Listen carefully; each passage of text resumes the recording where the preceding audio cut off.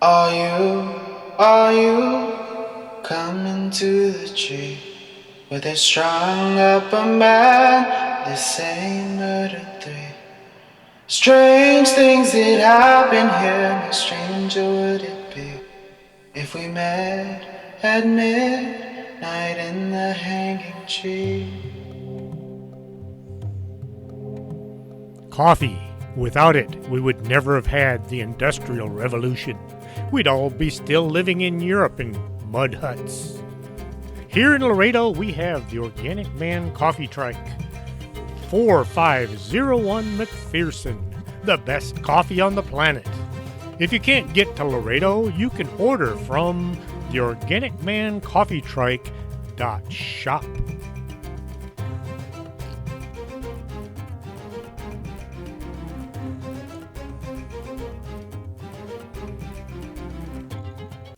Welcome to Story Time with Chris James. I will now attempt to begin right where I left off last time. Mr. Hammerhead looked across his desk at Pam. You were an hour late getting to school today. What do you have to say for yourself? He began bouncing a pencil on the edge of his desk. I was asked to help out at a police crime scene this morning.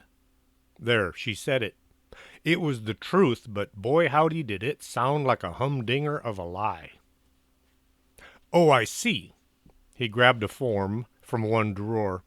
Scribbling on it, he handed it across the desk. That is all. He sat back as if finishing some major project. Pam looked at the form, and then she looked at Mr. Hammerhead. She stood and walked to the door. It's true. I believe you, Miss Bogus. Just please don't bring any more weirdness to my school. Pam stepped into the hallway before actually looking at the form. It said, excused absence. Eddie was looking at the inside of the bread bag using a huge magnifying glass. It looks like peanut butter to me. Oh, sorry, it's the clearest looking liquid on the napkin. Can you figure out what it might be? Oh, that. Let's see. Eddie scanned the napkin for a bit. He walked over to a shelf and looked for the right volume. Pulling it down, he carried the enormous tome over to the counter. Flipping through the pages, he would look at a picture and compare it to the napkin. Every so often, he had to lift Prince Wapo off the book so he could see the page. It's some kind of digestive fluid with a lot of nastiness mixed in, and onion juice. He slammed the book as if ending a debate no one was having. The prince noted the book was no longer in use and left. It's the same thing as got Madame Dingus. Pam looked around the room. Any word on her? Cassandra spoke up. I went by to see her today, or at least I think I saw her. It was like she was someone else, someone different. She shuddered a bit. I did a super exceptional healing on her. It felt so weird. Usually when she and I are close together, I feel a cold radiating from her. And she never lets me do a healing on her. She says energy healing is just a scam, as if she knew all there was to know about it. Hortense growled. That's 'cause she's as fake as they come. Cassandra looked as if she wanted to say different, but couldn't. Anyway, she said to go ahead, so I did. It felt so dissimilar to her old self. Hildy scrolled into the coffee shop. The old bag just called and asked if somebody would go bail her out of jail. Well, the hospital anyway. She got her cup filled and sauntered back out to her desk. I wish I could, but Stanley Vorkalic is coming in just a few minutes. There was a howl from the front door. I see he's here already. Hortense helped get the werewolf into Cassandra's office and onto the therapy table, as she had far less difficulty wrestling him than Pam ever did. Pam headed over to pick up Madame Dingus. I can't thank you enough. You're so sweet.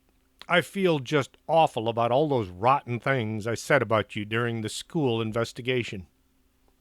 Pam had heard all about the mystery necklace and how Madame Dingus, as well as the rest of the investigators, had thought it was her doing. It's the least I could do. She walked along next to the wheelchair, transporting the madam to the front door. The nurse got the madam loaded into the pickup. Madame Dingus handed her a $5 tip. The nurse waved as one of her friendliest and favorite patients was driven away. Oh, she was such a nice woman. You want me to drop you off at your home? Pam wasn't sure if Madame Dingus would suddenly become her old self or not. Oh, no, dear. I should swing by the office and clean all my stuff out and let somebody else have my place. Somebody who can really read cards. This made Pam feel horrible. Why don't you give it some time before you just quit? And maybe the cards will start communicating with you again. Do you really think that might happen? It's not as if I was ever really all that good. I think I might have abused my God-given talents, and now he's taken them away. Well, let's give it a few days and see. Pam had wished for the opportunity to get rid of Madame Dingus, and now she was trying to keep her. Back at the coffee shop, Madame Dingus set her huge shoulder bag on a chair and pulled her cards out. Miss Medusa, I want you to have these. She held the deck of cards out to Hortense. Hortense pulled back as if being offered a snake. A poisonous snake, not one of those garter snakes, but a cobra or a copperhead or, well, you know. How are you going to earn a living without your cards? Hortense settled back, but still refused the offered gift. Oh, I'll probably go back to working at the studio. Eddie slid a cup of coffee across to the madam. You worked as a photographer? Oh, no, I was a model. Eddie tried to mask the shudder that ran down his entire body. The thought of Madame Dingus modeling nearly made him stutter. What? Just wait a second. He stepped away from the coffee bar and headed out into the shelves. After a quick search, he came back carrying a small paperback book. Eddie slid it across the counter. Here, try this. Maybe it'll help. Madame Dingus picked up the book. Tarot for Dummies? She flipped a few pages. Well, I guess I could give it a read. Bob Palmerhausen came walking in. He looked about as dejected as a used match. Seeing Pam, he sidled up to her. When you said I could ask anyone for help, did you really mean it? Pam looked at his sad expression. Well, of course, just ask anyone you think might be able to help. I need you to help, he said, shoving a stack of paperwork across the bar. It was a foot thick. Pam looked at the stack of papers. You want me to help look for the book?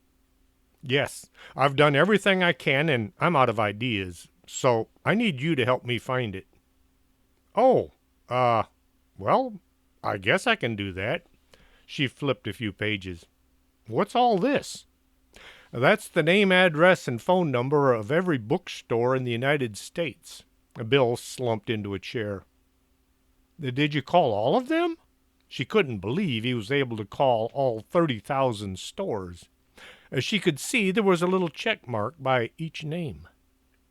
Some of them twice, he mumbled into his coffee cup. Am I still in charge of this case? He questioned. His question was barely audible. Well, of course, I'm just helping out, but you're still in charge. Pam knew his ego needed a lot of massaging. Good, then. Would you finish up with these? He slapped a list of bookstores with his hand, and then he made a hasty exit. What? Wait a second. I thought you... Oh, Pam looked at the next page. The little check marks only made it to the middle of the second page. Hortense looked over Pam's shoulder. You want me to punch him in the throat? No, don't do that. Pam thumbed through a few more pages. I'll call a few of these and then slip the stack back into his office when he's not there. This was going to take some time. Pam took a minute to head upstairs and see what, if anything was going on. This way, if anything blew up or caught fire, at least she knew why. Kind of. This would make the insurance paperwork a bit less fictional. Fictitious. Fictional. On the second floor, she saw Garrett walking back and forth with a paper bag over his head. He would come to the top of the first stair and then turn and walk away. What is he trying to do? Have a quick trip to his next fall? Jolene, a.k.a. his mom, looked up from her book. Oh no, he's trying to get a hold of his inner psychic. Hortense said he should try exercising his third eye. Pam made a mental note to check with Hortense to see if this was really a good idea. Chapter 4. Hunting and Searching. Pam made a check mark next to a name of a bookstore and looked at the next name on the list. Dialing the number, she looked at what was left of the backyard. Her dad had run some string around the perimeter in preparation of a new fence. The old cedar boards, as well as all the posts, had gone up in flames as the family had battled to stay warm during that July blizzard. The trees were neatly sawn and stacked to be used as firewood if and when he got the backyard fire pit rebuilt.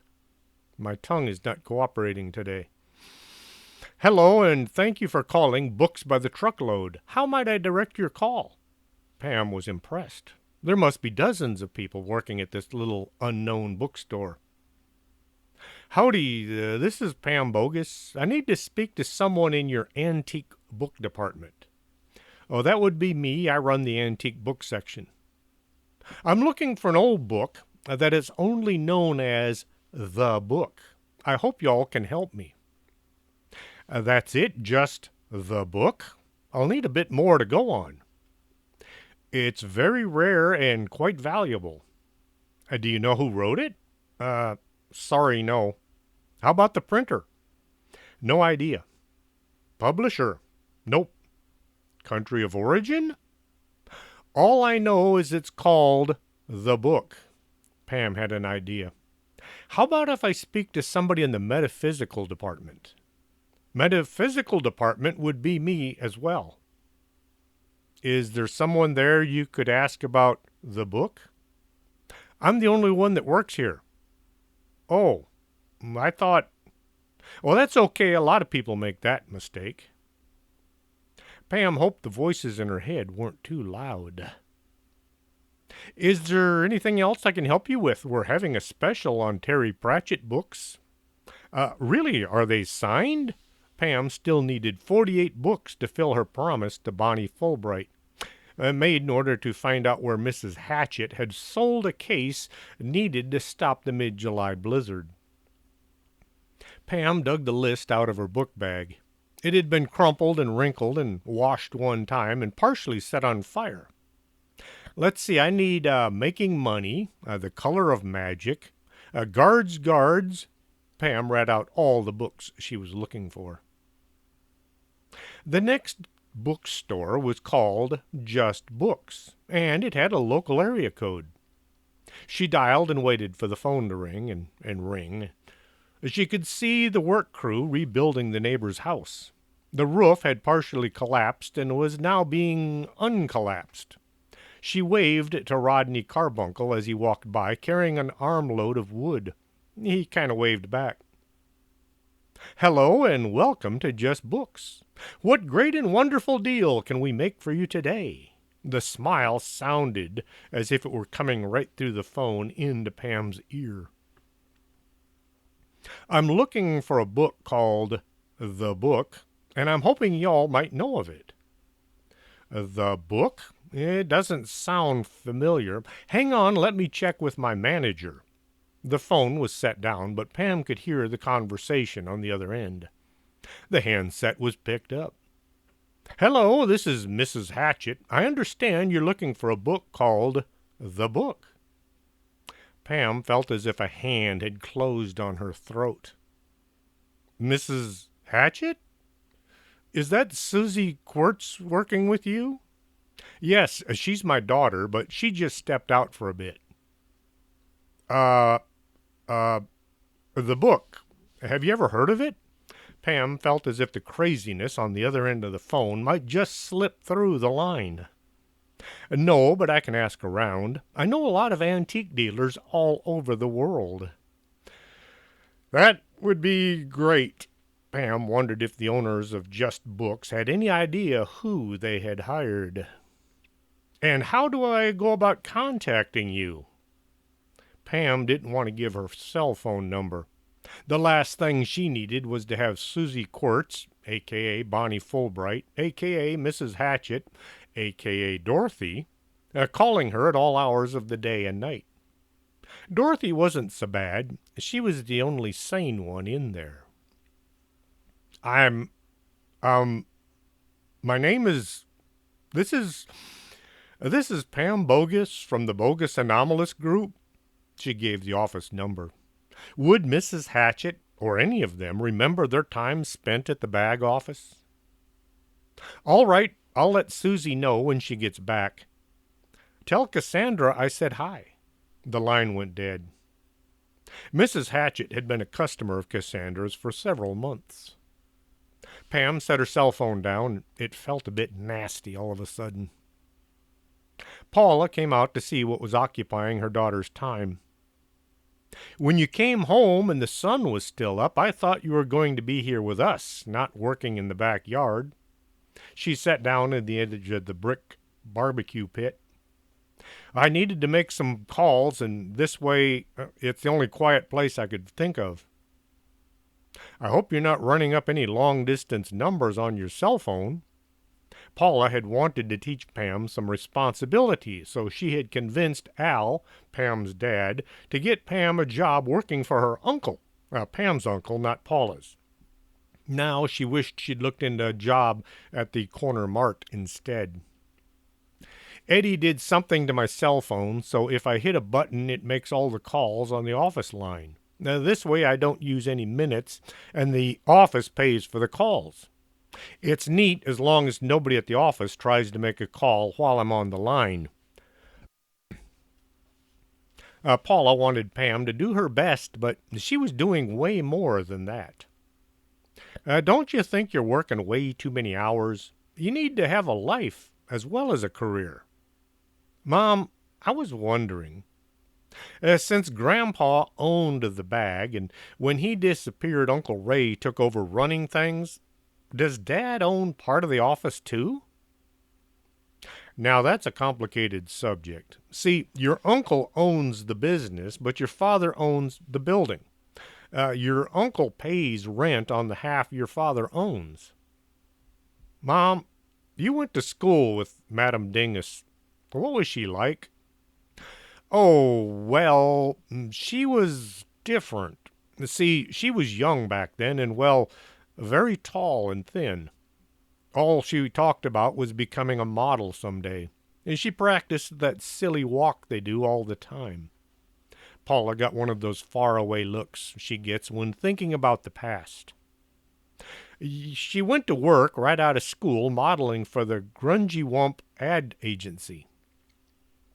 Did she ever do anything like tarot cards or crystal balls or anything like that? Nope, she always said that stuff was just a hoax. The conversation wandered around after that. Mother-daughter things like shopping on a budget and how to clean and dress a turkey. Friday after school, Pam did what was normal routine. She dropped by the office. Here, some crazy broad keeps calling, insisting you owe her a bunch of books. Hildy handed over a stack of phone messages as thick as the phone book. Pam looked, and sure enough, just about all of them were from Bonnie. Did she really say this? Pam held up a note with what looked like swearing all over it. That's what she said. I tried to abbreviate whenever she got going too fast. Hildy went back to her magazine, Trenchfoot for the Holidays. Since Pam's office was scattered all over the basement, she went to her favorite place to sit, relax, and think. Cassandra sat down next to her. Pamela, dear, Don't you have some homework you should be doing? Yes, ma'am. It's just that I need to get through this bookstore list and find that book for Mr. Unimportant. Have you considered what you'll do if the book turns out to be some dangerous tome used for world domination? Cassandra had been there during the demon battle and the blizzard, and she knew something about dangerous books. Once we have it safely here in the office, we'll give it a cover-to-cover examination before allowing Mr. Unimportant to have it. Hildy walked in and came over to Pam. That nut job is on the line again, and I'm tired of talking to her. You want to come handle this, or should I just hang up? Do you know which one it is, Mrs. Hatchet or Bonnie or Susy? No, she said her name is Dorothy, but the voice sounds like Bonnie Fulbright. Oh, well, I'll come take it then. Pam ran to the phone, wanting to get there before one of the other personalities wandered in. Dorothy, I'm glad to hear from you. Are the medications working out this time? Pam crossed her fingers. Yes, but Bonnie doesn't want to take them.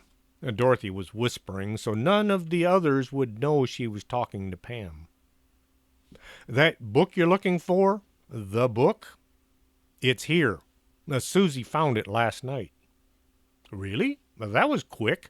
Our client has been looking for the book for years. Oh, this place was such a mess when Susy got here.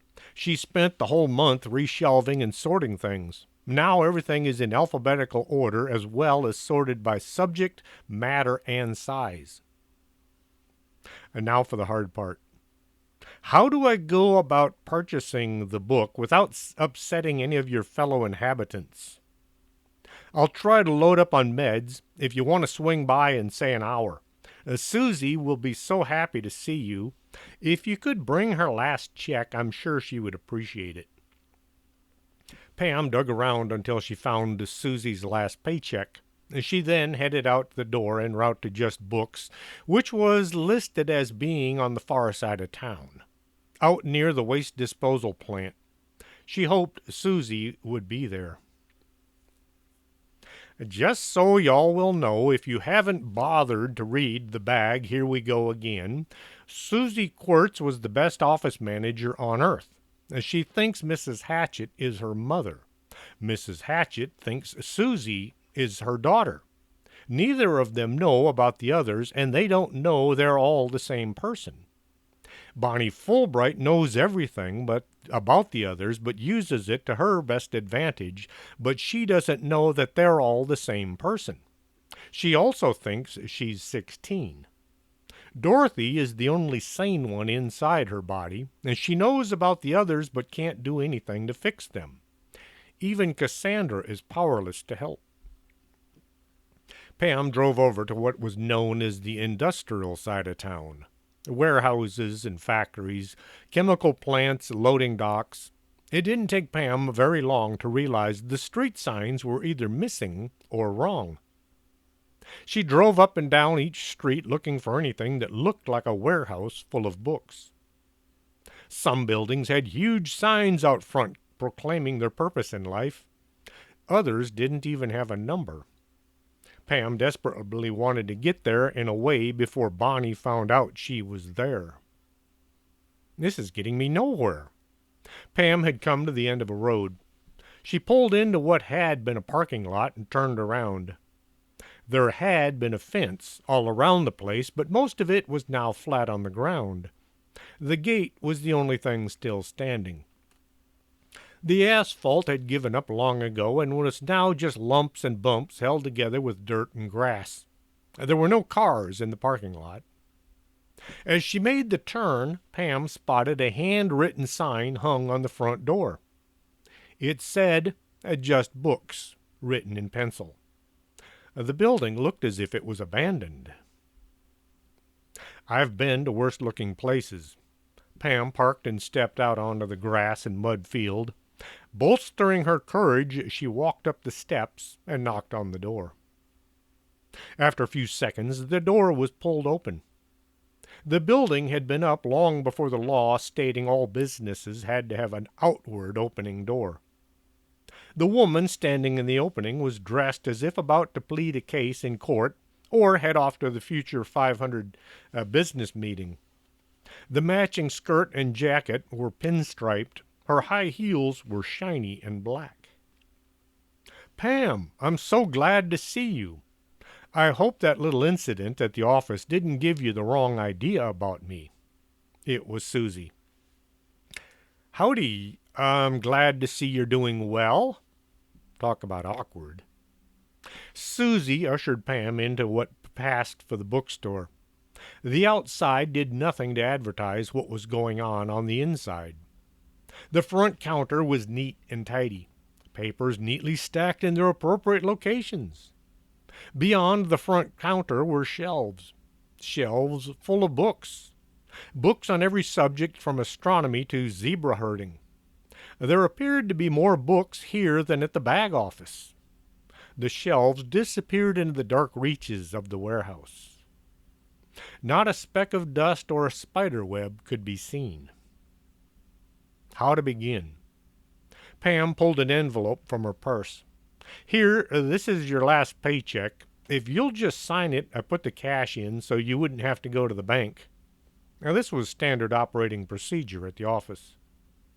Once the past clericals had been taken care of, and it was time for business. "My mother told me you were looking for the book, so I did some digging, and I found this." She pointed out the only book sitting on the front desk. The book was unimpressive as far as old books went. The cover was brown and cracked, no name or illustration to show what lurked inside. It looked to be about 500 pages thick, and the edges of the pages were gilded in gold. Pam hesitated to touch it. "Have you looked to see what the book is about?" "Yes, but it's written in some weird unknown language. It looks like something from the far side of the planet."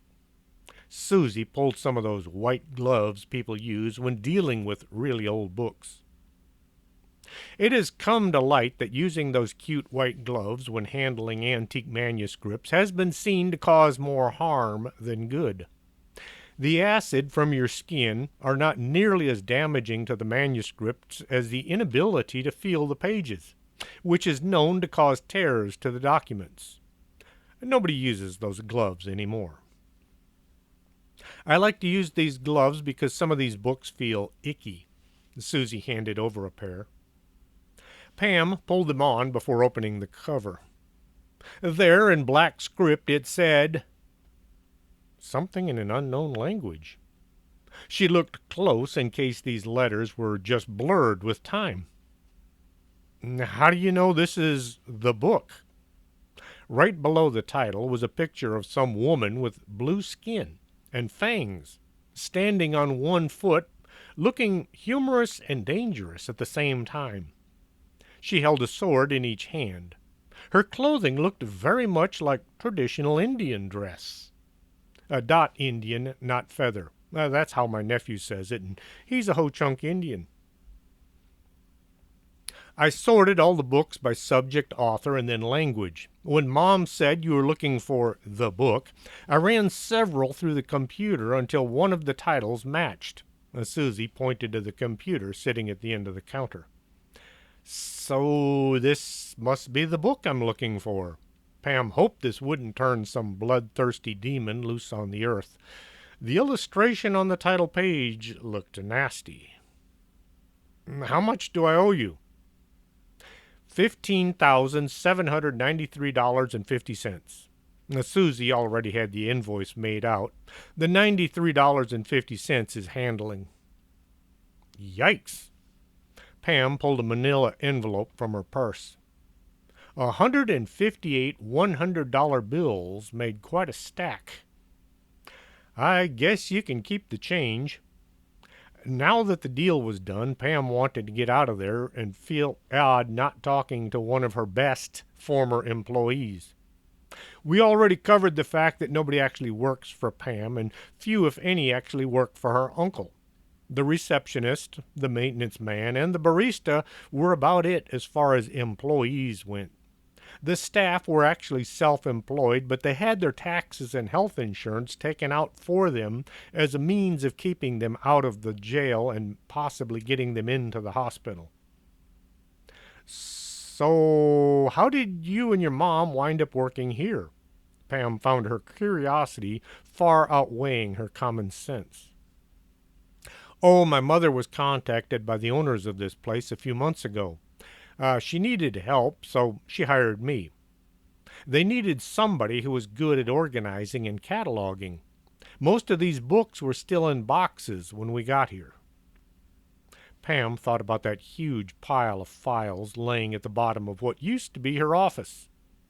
She needed to get them back into what looked like files and back to the police, as well as the sheriff's office and the DPS, before somebody began to complain. The police had a way of dealing with complaints. Pam didn't want to piss off the local law enforcement.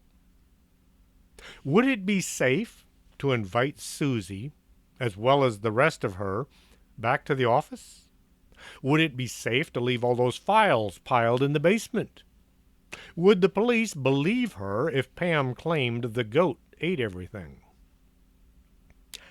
I have a little project. Actually, it's a huge project at the office. Do you think maybe... Oh, I'd love to come by and take care of whatever it is you need taking care of. I'm running out of things to do around here now that all the books are on the shelves, and I like to stay busy. So when do you think you might be able to come by? Pam felt all weak and wobbly at the prospect of Susy, as well as all of the others coming back to work. Tomorrow's Saturday and we're closed on the weekends, so how about 7 o'clock? Make that 8:30. I'm not good until the sun has been up for a while. Pam looked forward with joy and trepidation to tomorrow. Pam grabbed the book and began the long climb to the attic. She hoped Sharma would be home. If anybody could decipher Sanskrit, it should be her. After all, she was from India. As she was turning the corner to the third floor, Garrett came running down the stairs, a bag still in place. At the last possible second, he stopped, stepped to the side to avoid colliding with Pam. He rounded the corner and disappeared down towards the first floor. Well, it seems to be working. At least the top of the ladder that passed for the staircase, or the staircase that looked like a ladder, came into view. Pam knocked, and the door was opened. Sharma was dressed as if cooking dinner. She seemed to do an awful lot of cooking for a ghost. They sat on the couch drinking tea and catching up on each other's lives. After all the niceties required any time you meet up with somebody you haven't seen all day, they got down to business. We have a book one of our clients requested, and I was hoping you could decipher it before I pass it on to him, only to discover that it's released some monster or demon or some such. Pam set the book on the coffee table so Sharma could look it over. Wow, well, this is old. Sharma flipped a few pages, admiring the intricate writing. She started to laugh as she was reading. What does it say? Is it dangerous or creepy? Pam was beside herself with worry.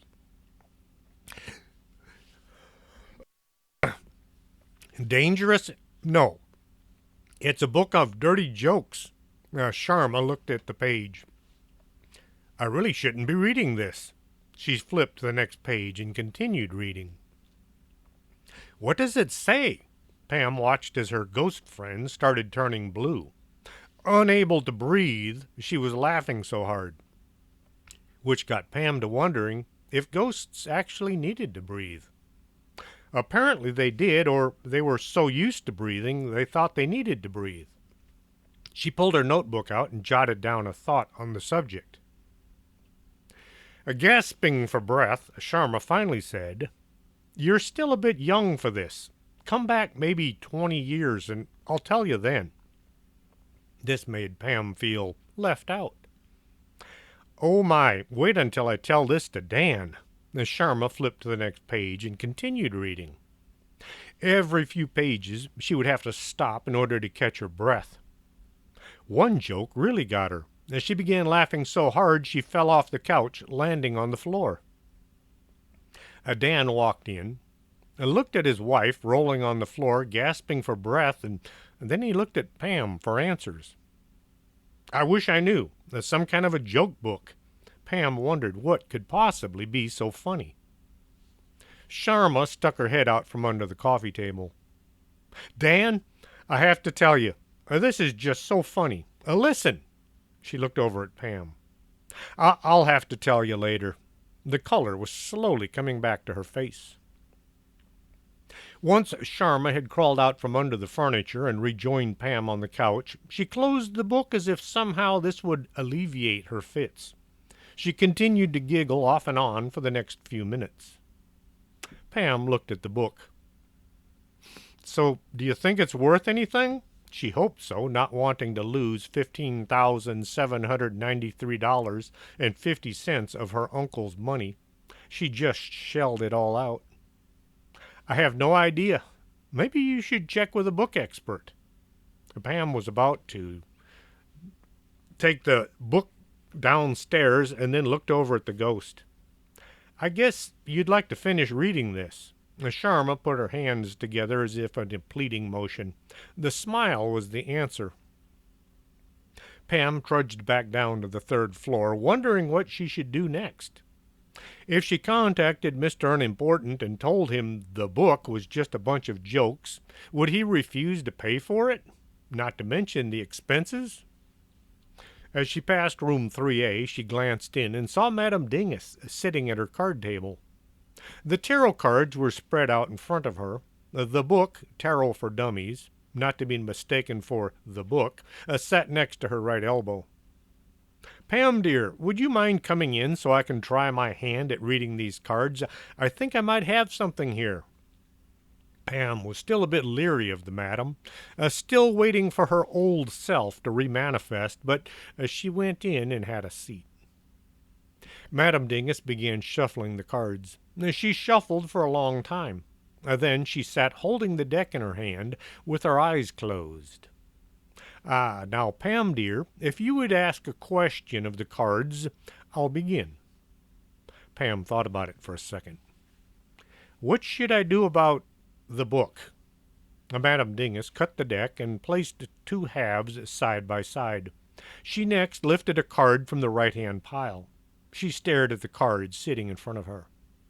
The card had what looked like a court jester on it, with the number 0 above his head.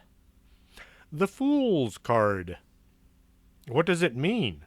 Pam was worried this might be some kind of a mystical insult. It means unlimited potential or the beginning of a journey. I think I'll try the next card. Madame Dingus flipped the next card over. It showed a skeleton dressed in armor riding a white horse. Ooh, the death card. Death? Wait, death as in dying? Pam wanted to jump to her feet and make a run for the door. Oh no, dear, it's not like that. The death card represents coming to an end of something in your life. You have to close one door in order to open the next.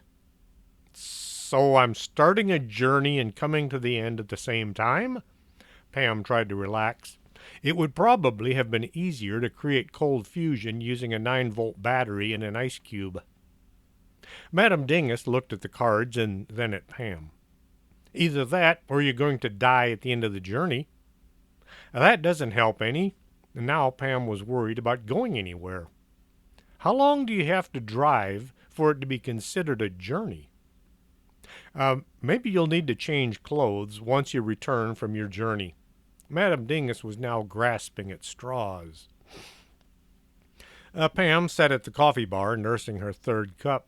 She felt uneasy about going anywhere that didn't involve staying at work. Pamela, look at the time. You'd best get going if you want to be home for dinner. Remember what your mother said? Cassandra was becoming more motherly than employee. Yes, ma'am. I'm just stocking up on caffeine, so I'll be alert for the drive home. Pam downed her cup before heading for the door. Pam jumped in behind the wheel, but hesitated. What if? As she got out and tried peering through the crack of the hood and the grill. Not seeing a bomb or anything since it was dark under there, she pulled the latch and opened the hood. Now, there was a motor. She guessed that was a motor. And a lot of things she figured were necessary for a pickup to run. Nothing looked like a bomb. She got back behind the wheel and turned the key. The ignition started up without any explosions. Next, she looked both ways, several times before slowly creeping out the driveway and onto the street. Maybe I should have asked somebody to come with me to watch my back. Pam got her vehicle up to 10 miles an hour. As she drew near the intersection, a thought leapt into her brain. The brakes. What if somebody tampered with the brakes? She pushed on the brake pedal. The truck shuddered and bounced since she had forgotten the clutch. She quickly got her left foot busy pushing down on the appropriate pedal. The sun was down and Paula had already put dinner on the table as Pam came bolting in the door. As she was closing the door, she kept her face near the edge so she could see if anybody was trying to follow her into the house. Just as the door was about to close, Pam yanked the door open and jumped out onto the porch, looking all around for any assassins.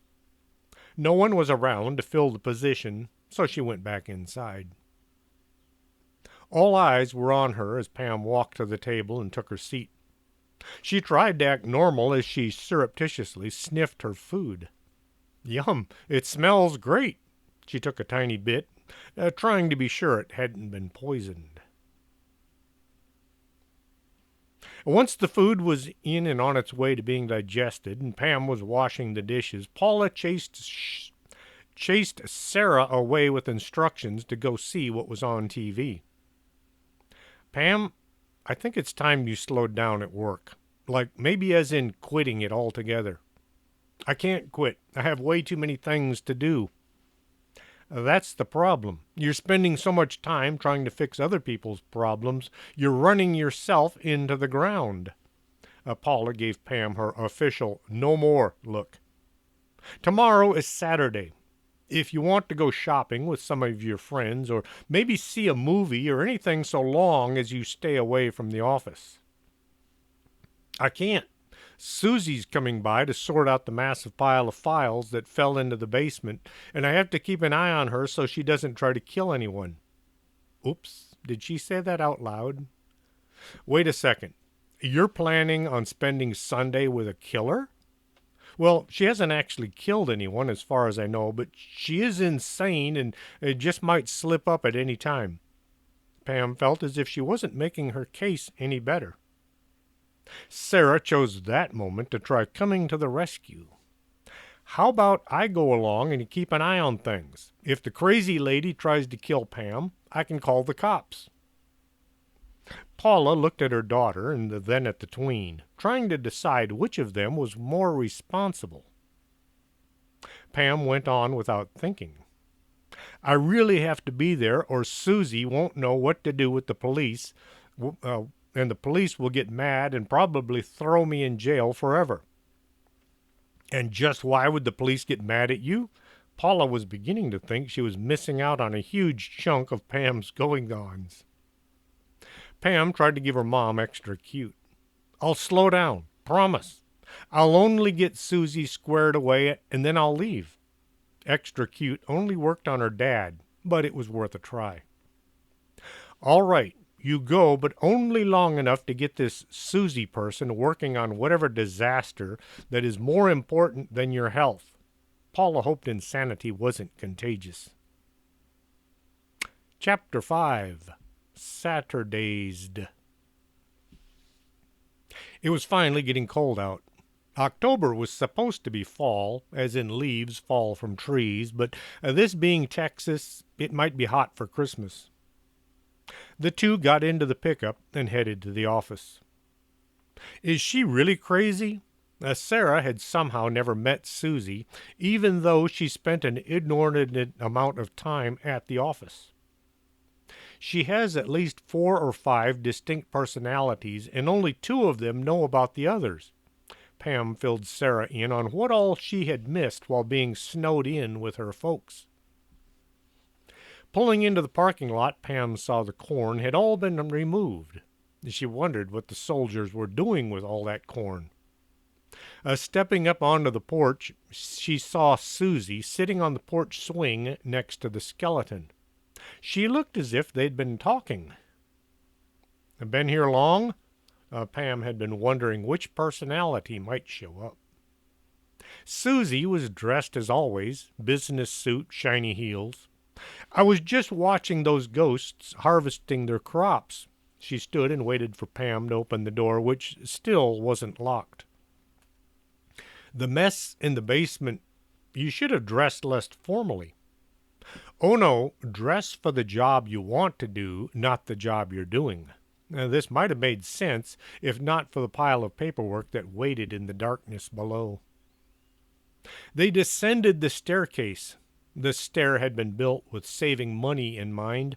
It consisted of wooden beams with treads. That was about it. Sarah kept staring at Susy, waiting for her to transform into one of her other beings.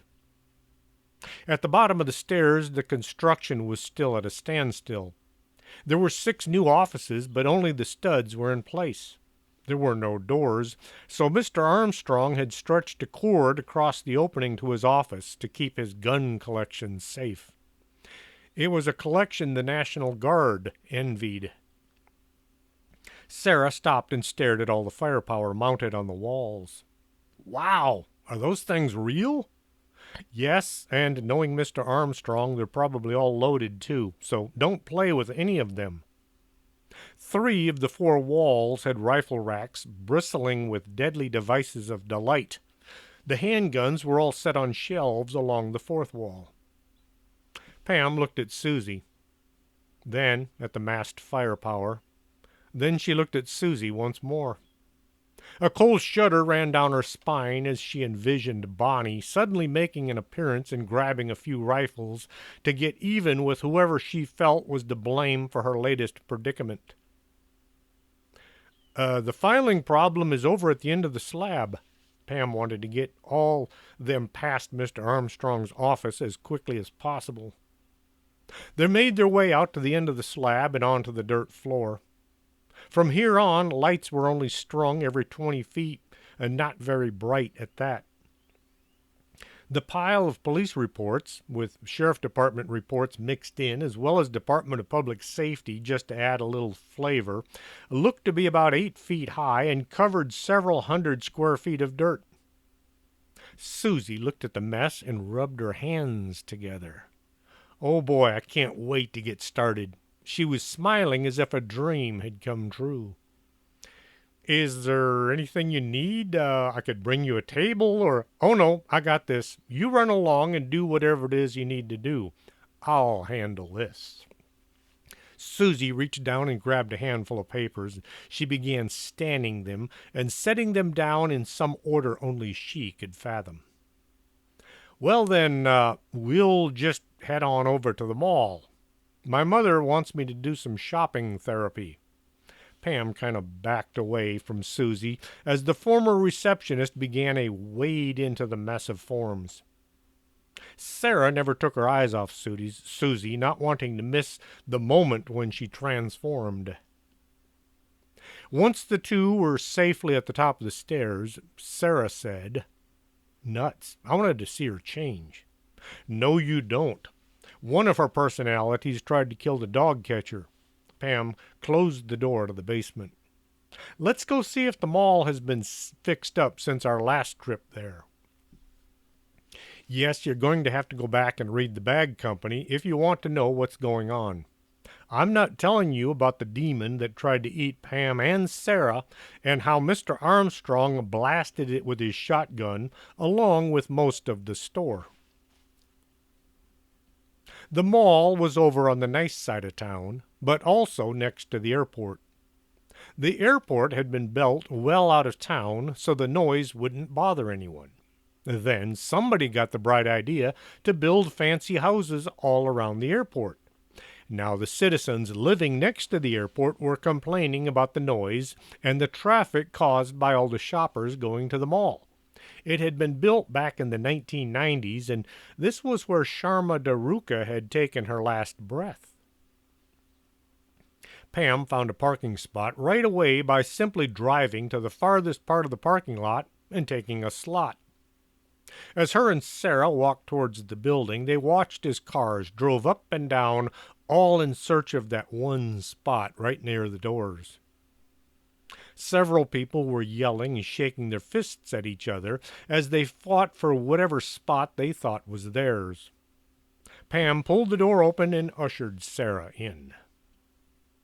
The mall had a magical effect on young girls. It has the same effect on old girls. Come to think of it, it has this effect on just about everyone.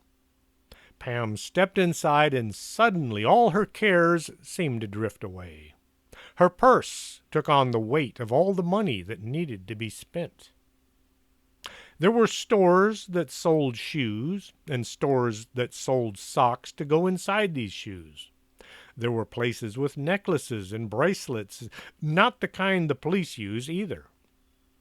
Clothing stores and athletic shops. Most were decorated for Halloween. There were stores that sold things that Pam couldn't fathom. Pam looked down at the pair of running shoes she'd been wearing for the last 5 months. The shoes would have lasted a couple of years if they were being worn by a normal 17-year-old girl. Pam guessed she had put about 1,800 miles on them already. The soles were smooth, the strings had broken and been tied several places.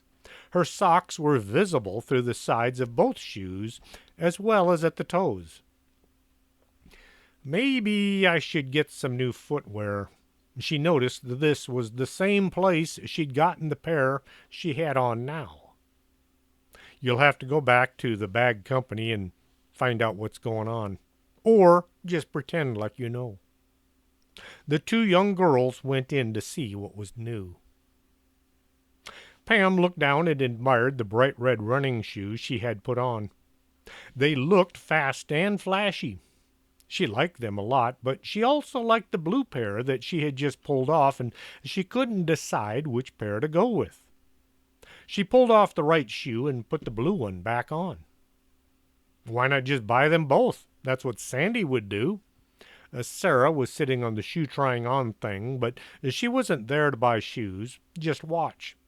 She hadn't caught the shoe bug yet. That's why she doesn't have any money now as well. Pam knew that Sandy got money from her dad, Sandy's dad, not Pam's, but Sandy also liked new things. The room she shared with her mother, which quickly becoming a hoarder's paradise. There was no room in the closet because all of Pam's things had been stuffed in there during the blizzard. Just go back and read the other books. Pam considered buying both pairs, and then those words of wisdom snuck into her mind. If you live like no one else, later you can live like no one else. Dave Ramsey had said this to her folks. Then they had said it to Pam a number of times. Act your wage was another saying she heard a lot. Nah, I'll just go with an ear-splitting scream filled the air, followed by the sound of running feet, as well as running bodies attached to those feet. 5 months ago, Pam would have run in the opposite direction as fast as she could. She would have felt guilty about leaving Sarah behind, but the kid was smart enough to run, or it was her own fault for staying up. 4 months ago, Pam would have grabbed Sarah and drug her out the back door as fast as the tween's legs would carry her. If, for some reason, Sarah couldn't keep up, Pam would have dragged her out to the parking lot.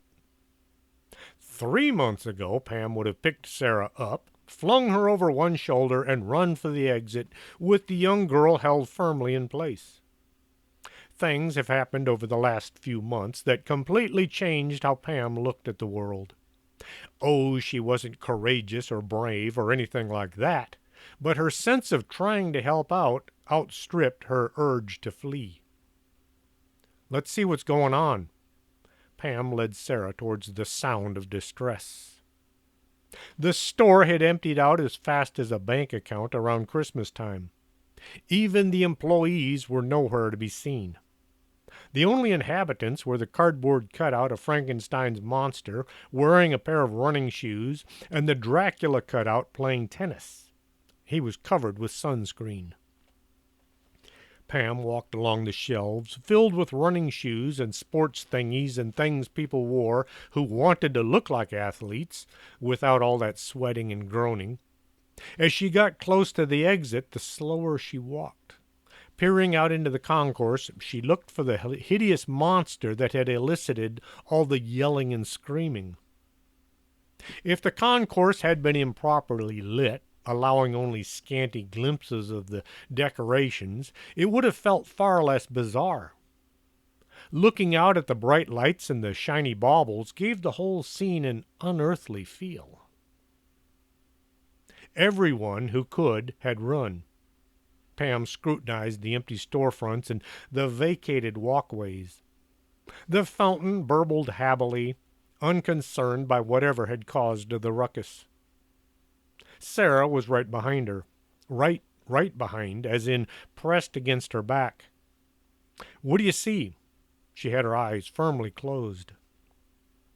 "Nothing so far," they whispered back and forth. "Should we run out there and see what's causing the chaos?" Sarah mumbled into Pam's sweater. "Let's walk out there and see what there is we might have to run from." Pam took a tentative step out the door. It should have been quite like the inside of a tomb. Music was playing in the background. For just a second, Pam thought she heard 20th Century Schizoid Man, but then she realized it was something else, some kind of a happy shopper music. The sound of a whimper caught her attention. A group of 5 shoppers were pinned in a corner by a thing that had been causing all the screaming and running. It stood about 5 feet high and wide as well. Its tiny little legs looked too thin and unsubstantial to hold up this beast. There were way too many eyes looking out from various parts of its head or body, since there was no differentiation between the two. It was looking at the shoppers with hunger in most of its eyes.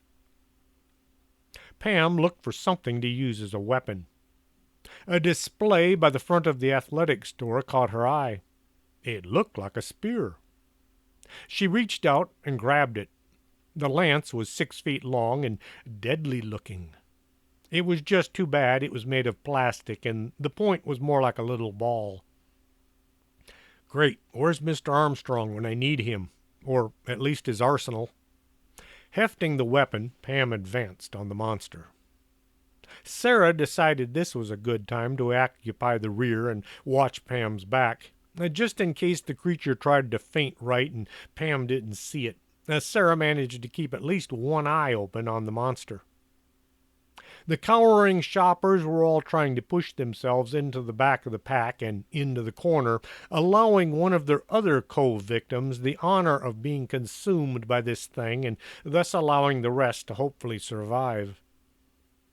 A rather muscular man, dressed to impress, but impress who, was holding a young girl in front of him so she wouldn't feel alone. She appeared to be so scared she couldn't move, which enabled him to hold her between him and the monster. The monster moved closer. One of the unhappy shoppers chose that moment to pass out, dropping to the floor like a sack of wet cement. Pam dug deep down and summoned her inner caveman, cavewoman, and charged. With a mighty scream of gut-wrenching bravado, she hurled herself at the beast. The spear made contact with its green, slimy hide and slid off. Pam's forward momentum carried her onto the thing's backside. Not knowing what to do next, she jumped up onto its back, grabbing an eye stalk in each hand. The 2 eyes swiveled around and stared maliciously at her. Two of the trapped shoppers made good their escape, not so much through forethought and agility, but because they couldn't get any farther into the corner. So they jumped clear and then took off running. This left the unconscious man laying on the floor, which the monster pushed to one side with its foot. I guess he likes his food awake and squirming. Pam was surprised by her own statement. The muscular guy tried to present the young girl as an offering to the creature. He shoved the young girl into the gaping maw. A tongue, 3 feet long, slithered out of the thing's mouth, wrapped around her body, and then flicked her to one side. She hit the window of the store and just kind of stuck there, adhered by the creature's saliva. The creature pounced forward and snapped up the man in his one bite. Only his legs were sticking out. Now that dinner was served, the creature turned and began to run. It was making a beeline for the mall exit. Pam was still holding on, trying to think of some way to entice the thing to spit the man out and not try to swallow her instead. Pam could only watch as the creature slammed into the glass doors. They did the right thing and got out of the way in a huge hurry. Those shoppers not brave enough to stay in the mall but too curious to run away had stayed near the doors so they could see what was going on and hopefully catch something gross and nasty to share on YouTube. As the monster burst through the opening, they all found out running was preferable to watching and recording. Pam was hanging down the thing's back, her feet dragging along behind her. She'd gotten each arm up and around a handful of eye stalks. Now all she could do was hanging on and watch as this thing ran towards the airport. "What's up? Got a plane to catch?" She figured this was the kind of thing Mr. Armstrong would have said. She could feel her entire body being bounced and jiggled as the creature leapt over a 4-foot fence and began running along the runway. Saliva flowed from its open mouth. Pam had the fortune to drag her legs over the top of the wire fence. Her arms were losing their grip. More precisely, she was losing her grip. All this bobbing and vigorous up and down motion was taking a toll on her hands as well as her arms. And don't forget her shoulders. Her legs were not doing much of anything, but they felt sore as well. The toes of her new shoes were getting hot. The monster's saliva was flowing freely over her body. Pam could hear a siren coming up from behind her. She tried to look over her shoulder to see if it was the airport police or maybe the fire department, but all she could see was a blur. And now it's time for a break. Hopefully y'all are enjoying this breathtaking misadventure of Pam Bogus and her friends at the Bag Company. Tune in next time for another exciting story from the Bag Company Unhappy Halloween. Till next time, this is Chris James for Storytime. Are you coming to the tree where they strung up a man? They say murder 3. Strange things that happen here, no stranger would it be if we met at midnight in the hanging tree.